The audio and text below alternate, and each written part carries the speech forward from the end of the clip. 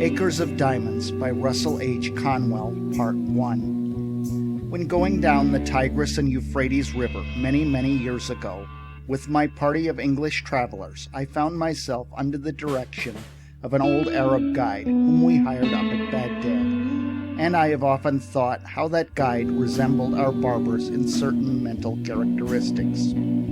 He thought that it was not only his duty to guide us down those rivers and do what he was paid for doing, but also to entertain us with stories, curious and weird, ancient and modern, strange and familiar. Many of them I have forgotten, and I am glad that I have, but there is one I shall never forget. The old guide was leading my camel by its halter along the banks of those ancient rivers, and he told me story after story until I grew weary of his storytelling and ceased to listen. I have never been irritated with that guide when he lost his temper, as I ceased listening, but I remember that he took off his Turkish cap and swung it in a circle to get my attention. I could see it through the corner of my eye, but I determined not to look straight at him for fear he would tell another story. But although I am not a woman, I did finally look, and as soon as I did, he went right into another story. Said he, "I will tell you a story now which I reserve for my particular friends." When he emphasized the words particular friends, I listened. I have ever been glad I did. I really feel devoutly thankful that there are 1,674 young men who have been carried through college by this lecture, who are also glad that I did listen. The old guide told me that there once lived not far from the river Indus an ancient Persian by the name of Ali Hafed. He said that Ali Hafed owned a very large farm, that he had orchards, grain fields, and gardens, that he had money of interest, and was a wealthy and contented man. He was contented because he was wealthy, and wealthy because he was contented. One day there visited that old Persian farmer one of those ancient Buddhist priests, one of the wise men of the East. He sat down by the fire and told the old farmer how this world of ours was made. He said that the world was once a mere bank of fog, and that the Almighty thrust his finger into the bank of fog and began slowly to move his finger around, increasing the speed until at last he whirled this bank of fog into a solid ball of fire. Then it went rolling through the universe, burning its way through other banks of fogs and condensed the moisture without, until it fell in fields of rain upon its hot surface and cooled the outward crust. Then the internal fires bursting outward through the crust threw up the mountains and hills, the valleys, the plains, and prairies of this wonderful world of ours. If this internal molten mass came bursting down and cooled very quickly, it became granite, less quickly copper, less quickly silver, less quickly gold, and after gold diamonds were made. Said the old priest, "A diamond is a congealed drop of sunlight." Now that is literally scientifically true, that a diamond is an actual deposit of carbon from the sun. The old priest told Ali Hafed that if he had one diamond the size of his thumb, he could purchase the country. And if he had a mine of diamonds, he could place his children upon thrones through the influence of their great wealth. Ali Hafed heard all about diamonds, how much they were worth, and went to his bed that night a poor man. He had not lost everything, but he was poor because he was discontented, and discontented because he feared he was poor. He said, "I want a mine of diamonds," and he lay awake all night.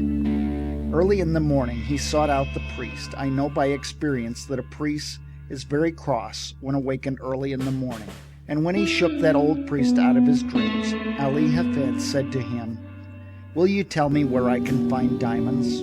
"Diamonds? What do you want with diamonds?" "Why, I want to be immensely rich." "Well, then go along and find them. That is all you have to do. Go and find them, and you will then have them." "I don't know where to go." "Well, if you will find a river that runs through white sands, between high mountains, in those white sands you will always find diamonds." "I don't believe there is any such river." "Oh yes, there are plenty of them. All you have to do is go and find them." And then you have them, said Hali-Hafed. I will go. So he sold his farm, collected his money, left his family in charge of a neighbor, and away he went in search of diamonds. He began his search very promptly, to my mind, in the mountains of the moon. Afterwards he came around into Palestine, then wandered on into Europe. And at last, when his money was all spent and he was in rags, wretchedness, and poverty, he stood on the shore of that bay at Barcelona in Spain when a great tidal wave came rolling in between the pillars of Hercules, and the poor, afflicted, suffering, dying man could not resist the awful temptation to cast himself into the incoming tide, and he sank beneath its foaming crest, never to rise in this life again. When that old guide had told me that awfully sad story, he stopped the camel I was riding on and went back to fix the baggage that was coming off another camel. And I had the opportunity to muse over his story while he was gone. I remember saying to myself, why did he reserve that story for his particular friends? There seemed to be no beginning, no middle, and no end, nothing to it. That was the first story I had ever heard told in my life, and it would be the first one I ever read in which the hero was killed in the first chapter. I had but one chapter of the story and the hero was dead. When the guide came back and took up the halter of my camel, he went right ahead with the story into the second chapter, just as though there had been no break. The man who purchased Hali-Hafed's farm one day led his camel into the garden to drink. And as that camel put its nose into the shallow water of that garden brook, Hali-Hafed's successor noticed a curious flash of light from the white sands of the stream. He pulled out a black stone, having an eye of light reflecting all of the hues of the rainbow. He took the pebble into the house and put it on the mantle which covers the central fires, and forgot all about it. A few days later, this same old priest came in to visit Hali-Hafed's successor. And the moment he opened that drawing-room door, he saw that flash of light on the mantle, and he rushed up to it and shouted, "Here is a diamond. Has Hali-Hafed returned?" "Oh no, Hali-Hafed has not returned. And that is not a diamond. That is nothing but a stone we found right here in our own garden." "But," said the priest, "I tell you, I know a diamond when I see it. I know positively that is a diamond." Then together they rushed out into that old garden and stirred up the white sands with their fingers, and lo, there came up other more beautiful and valuable gems than the first. Thus, said the guide to us and friends, it is historically true, was discovered the diamond mine Galconia, the most magnificent diamond mine of all in the history of mankind, excelling the Kimberley itself, Koh-i-Noor, and the Orloff of the crown jewels of England and Russia. The largest on earth came from that mine. When that old Arab guide told me the second chapter of the story, he then took off his Turkish cap and swung it around in the air again to get my attention to the moral.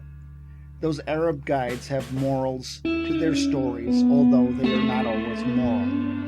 As he swung his hat, he said to me, had Hali-Hafed remained at home and dug in his own cellar or underneath his own wheat fields or in his own gardens, instead of wretchedness, starvation, and death by suicide in a strange land, he would have had acres of diamonds. For every acre of that old farm, yes, every shovelful afterward, revealed gems which since have decorated the crowns of monarchs. When he had added the moral to this story, I saw why it was reserved for his particular friends. But I did not tell him I could see it. It was that mean old Arab's way of going around a thing like a lawyer, to say indirectly what he did not dare say directly, that, in his private opinion, there was a certain young man then traveling down the Tigris River that might be better at home in America. I did not tell him I could see that, but I told him his story reminded me of one, and I told it to him quick. I think I will tell it to you. I told him of a man out in California in 1847 who owned a ranch. He heard they had discovered gold in Southern California, so with a passion for gold, he sold his ranch to Colonel Sutter, and away he went, never to come back. Colonel Sutter put a mill upon a stream that ran through that ranch, And one day his little girl brought some wet sand from the raceway into their home and sifted it through her fingers before the fire. And in that falling sand, a visitor saw the first shining scales of real gold that were ever discovered in California. The man who had owned that ranch wanted gold, and he could have secured it with the mere taking. Indeed, $38 million has been taken out of that very few acres since then. About 8 years ago, I delivered this lecture in a city that stands on that farm, and they told me that a one-third owner for years and years had been getting $120,000 in gold every 15 minutes, sleeping or waking without taxation. You and I would enjoy an income like that. We didn't have to pay an income tax. But a better illustration, really, than that occurred here in our own Pennsylvania. If there is anything I enjoy above another on the platform, it is to get one of these German audiences in Pennsylvania before me and fire that at them. And I enjoy it tonight. There was a man living in Pennsylvania, not unlike some Pennsylvanians you have seen, who owned a farm, and he did with that farm just what I should do with a farm if I owned one in Pennsylvania. He sold it.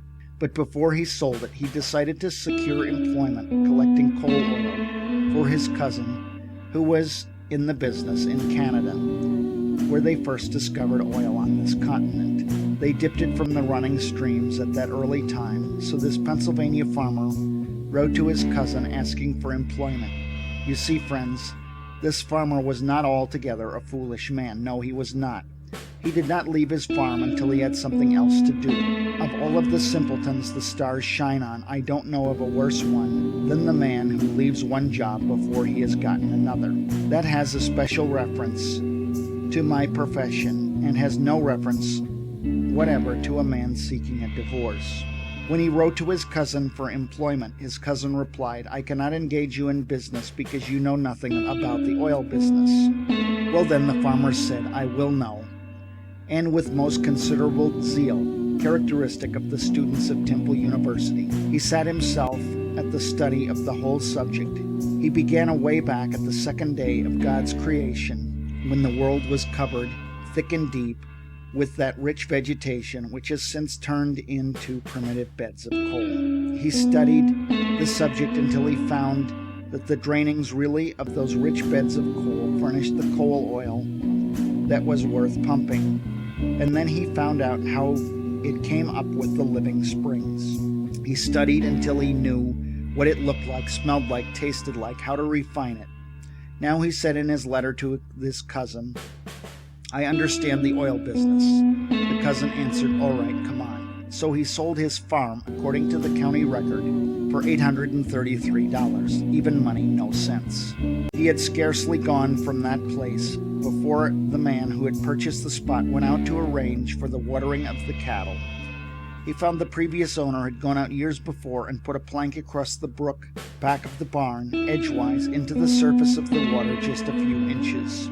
The purpose of the plank, at that sharp angle across the brook, was to throw over to the other bank a dreadful-looking scum, through which the cattle would not put their noses. But with that plank there to throw it all over to one side, the cattle would drink below, and thus the man who had gone to Canada had himself been damming back for 23 years a flood of coal oil, which the state geologist of Pennsylvania declared to us 10 years later was even then worth $100 million to our state. And 4 years ago, our geologist declared the discovery to be worth to our state $1,000 million. The man who owned that territory on which the city of Titusville now stands, and those Pleasantville valleys, had studied the subject from the second day of God's creation clear down to the present time. He studied it until he knew all about it, and yet he is said to have sold the whole of it for $833. Again and again I say no sense. But I need another illustration. I found it in Massachusetts, and I am sorry I did, because that is the state I come from. This young man in Massachusetts furnishes just another phase of my thought. He went to Yale College and studied mines and mining, and became such an adept as a mining engineer that he was employed by the authorities of the university to train students who were behind in their classes. During his senior year, he earned $15 a week for doing that work. When he graduated, they raised his pay from $15 to $45 a week and offered him a professorship. And as soon as they did, he went right home to his mother. If they had raised that boy's pay from $15 to $15.60, he would have stayed and been proud of the place. But when they put it at $45 in one leap, he said, "Mother, I won't work for $45 a week. The idea of a man with a brain like mine working for $45 a week. Let's go out to California and stake out gold mines and silver mines and be immensely rich." Said his mother, "Now, Charlie, it is just as well to be happy as it is to be rich." "Yes," said Charlie, "but it is just as well to be rich and happy too." And they both went right about it. As he was an only son and she was a widow, of course he had his way, they always do. They sold out in Massachusetts, and instead of going to California, they went to Wisconsin, where he went into the employ of the Superior Copper Mining Company at $15 a week again, but with the proviso in his contract that he should have an interest in any mines he should discover for the company. I don't believe he ever discovered a mine, and if I am looking in the face of any stockholder of that copper company, you wish he had discovered something or other. I have friends who are not here because they could not afford a ticket, who have stock in that company at the time this young man was employed there. This young man went out there, and I have not heard a word from him. I don't know what became of him, and I don't know whether he found any mines or not, but I do not believe he ever did. But I do know the other end of the line. He had scarcely gotten out of the old homestead before the succeeding owner went out to dig potatoes. The potatoes were already growing in the ground when he bought the farm, and as the old farmer was bringing in a basket of potatoes, it hugged very tight between the ends of the stone fence. You know, in Massachusetts, our farms are nearly all stone wall. They are obliged to be very economical in front gateways in order to have some place to put that stone. When that basket hugged so tight, he set it down on the ground and dragged on one side and pulled on the other. And as he was dragging the basket through, this farmer noticed in the upper and outer corner of the stone wall right next to the gate a block of native silver 8 inches square. That professor of mines, mining, and mineralogy knew so much about the subject that he would not work for $45 a week when he sold that homestead in Massachusetts. Sat right on that silver to make the bargain. He was born on that homestead, was brought up there, and had gone back and forth rubbing the stone with his sleeve until it reflected his countenance, and seemed to say, "Here is $100,000 right down here just for the taking." But he would not take it. It was in a home in Newburyport, Massachusetts, and there was no silver there, all way off. Well, I don't know where, and he did not, but anywhere else, and he was a professor of mineralogy.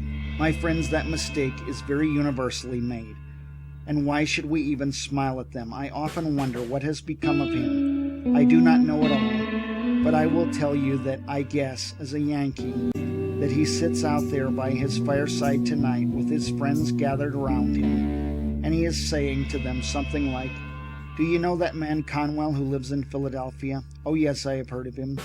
Do you know that man Jones who lives in Philadelphia? Yes, I have heard of him too."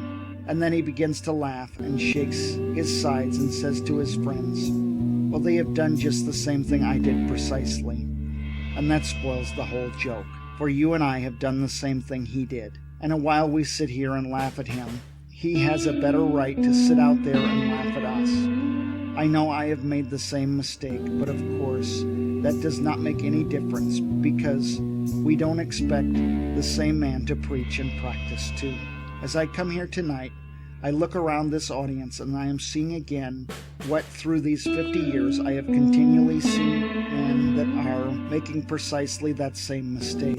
I often wish I could see the younger people and that the academy had been filled tonight with our high school scholars and our grammar school scholars, that I could have them to talk to. Well, I would have preferred such an audience as that because they are the most susceptible. as they have not grown up into their prejudices as we have. They have not gotten into any custom that they cannot break. They have not met with any failures as we have. And while I could perhaps do such an audience as that more good than I can do grown-up people, yet I will do my best I can with the material I have. I say to you that you have acres of diamonds in Philadelphia, right where you now live. Oh, but you will say, you cannot know much about our city if you think there are any acres of diamonds here. I was greatly interested in that account in the newspaper of a young man who found that diamond in North Carolina. It was one of the purest diamonds that has ever been discovered, and it has several predecessors near the same locality. I went to a distinguished professor in mineralogy and asked him where he thought those diamonds came from. The professor secured a map of the geologic formations of our continent and traced it. He said it either went through the underlying Carboniferous strata adapted for such production westward through Ohio and the Mississippi, or in more probability came eastward through Virginia and up the shore of the Atlantic Ocean. It is a fact that diamonds were there, for they have been discovered and sold, and they were carried down there during the drift period from some northern locality. Now who can say but some person going down with his drill in Philadelphia will find some trace of a diamond mine yet down here. Oh friends, you cannot say that you are not over one of the greatest diamond mines in the world, for such a diamond as that only comes from the most profitable mines that are found on earth. End of part 1.